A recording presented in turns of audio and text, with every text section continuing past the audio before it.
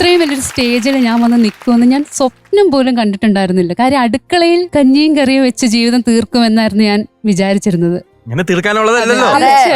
കാര്യം ഒരു ദിവസം ഒരു 2-3 പാട്ടൊക്കെ പഠിച്ചിട്ട് ഞാൻ ഇങ്ങനെ പാടിക്കൊണ്ടിരിക്കുന്ന സമയത്ത് ഞാൻ എന്നോട് തന്നെ ചോദിക്കും, ഇതൊക്കെ പഠിക്കുന്നതിന് കാര്യമുണ്ടോ?